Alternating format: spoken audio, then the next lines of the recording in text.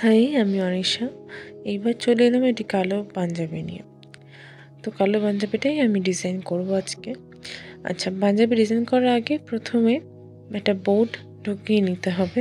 Board বা অনেকেই use করে পেপার। আমি বোর্ডটাই প্রেফার করি, কারণ যখন বেশি বেশি রঙ পড়ে তখন পেপারটাও রঙটা চুষে নেয়। চুষে নিয়ে ব্যাক সাইডে লেগে যেতে পারে, ভয় থাকে, তাই জন্য আমি বোর্ড ইউজ করি। তো এই ক্ষেত্রে আমি ইউজ করেছি।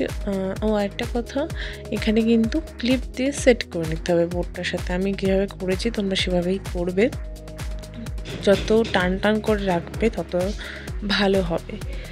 আর সবসময় পাঞ্জাবি রং করার আগে আয়রন করে নিতে হবে, তাও আবার ভালোভাবে, খুব ভালো করে আয়রন করে নিতে হবে। আয়রন করার পরে বোর্ড ঢুকাতে হবে। বোর্ড ঢুকিয়ে মানে নিচ দিয়ে বোর্ড ঢুকিয়ে তারপরে দুদিকে ক্লিপ লাগিয়ে তোমার সুবিধা মতো করবে। আমি এখানে একদম লাইট কালার ইয়েলো আর ডিপ ইয়েলো আর হোয়াইট কালারটা মিক্স করে একটা কালার প্যালেটের কালার করেছি।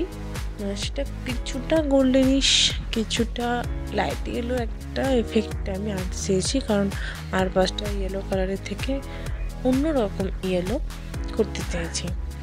এইবার তো এইখানে আমি ইউজ করেছি 000 আর 1 নাম্বার তুলি।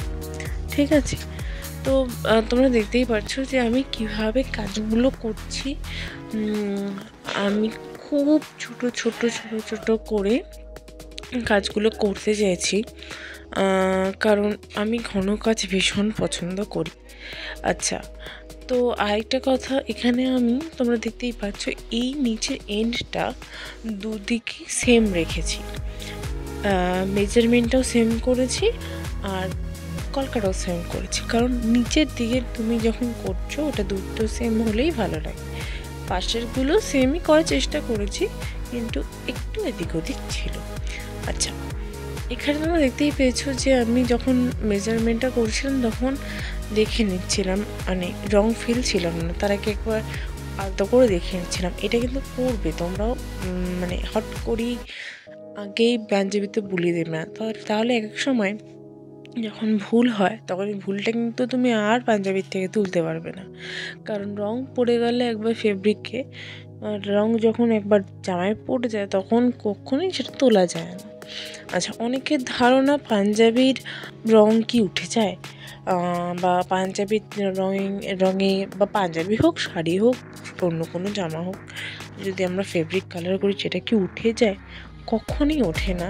তো এই ক্ষেত্রে আমি কিছু বলে রাখছি যে পাঞ্জাবিতে করো বা অন্য যে কোনো কিছুতেই ফেব্রিক কালার করো, ডিজাইন করো, তার আগে বলেই তো দিলাম আগে যে ইস্তারি করতে হবে, মানে আয়রন করতে হবে। আয়রন করার পরে তারপরে এরকমভাবে ক্লিপ দিয়ে সেট করে টান যাতে টান হয় কাপড়টা, সেরকমভাবে তোমরা সবাই কালার করা শুরু করবে। আচ্ছা, কালার করার পরে যারা ইউজ করবে বা যারা অন্য কাউকে দেবে তাদের ক্ষেত্রে বলে রাখছে যে ইউজ করার পরে কোনো দিনই, মানে জল দিয়ে ধোয়ার পরে কোনো দিনই ফেব্রিকের কালার জামার থেকে ওঠে না, একদমই ওঠে না। হ্যাঁ, তবে একটা জিনিস মনে রাখতে হবে যে খুব কড়া রোদে আমি সেই জিনিসটাকে, মানে জামা হোক, পাঞ্জাবি হোক, শাড়ি হোক, যাই হোক, আমি সেটাকে রোদে কখনো দেবো না। ঠিক আছে, খুব কড়া রোদে দেবো না, ফার্স্ট পয়েন্ট। সেকেন্ড পয়েন্ট হচ্ছে, যদিও রোদে খুব কড়া রোদে দিই তবে জামাটাকে উল্টে দেবো সবসময় রোদে দাও, ছাওয়ায় দাও, জামাটাকে সবসময় উল্টে দিতে হবে।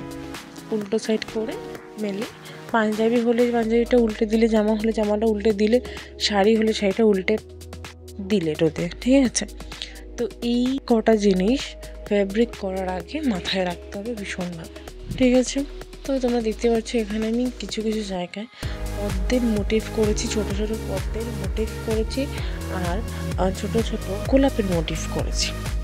তো আমি এই দুটো জিনিস দিয়েই নিজের মন মতো করেছি। এখানে তোমরা যে লতা দুটো দেখছো না, সেই লতা দুটো একটা মতো একটা শুরু করেছি আমি। তোমাদের যেই কথাগুলো বললাম ফেব্রিক ডিজাইনিং, সেগুলো একটু মেনটেন করে চলতে হবে। হ্যাঁ, ফর শিওর দ্যাট যে পেছনে যেন অবশ্যই বোটটা থাকে।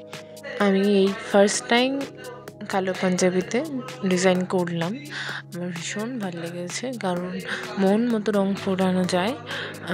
এর আগে আমি সাদা, কমলা, গোলাপি, লাল এগুলোতে করেছিলাম। তারপরে আমি সাইড দিয়ে মানে মাঝখানটা করার পরে সাইড দিয়ে ছোটো ছোটো পদ্মের কোটি টাইপের করে নিয়েছি, সেটাই সারা পাঞ্জাবিতে দিয়েছি অ্যাজ এ সিকোয়েন্স অনুযায়ী। ঠিক আছে, তোমরা দেখতেই পাচ্ছ ফুল লুক। এটা হলো মাঝের অংশটা, আর তোমরা দেখতেই পাচ্ছ পরার পর এমন লাগছে।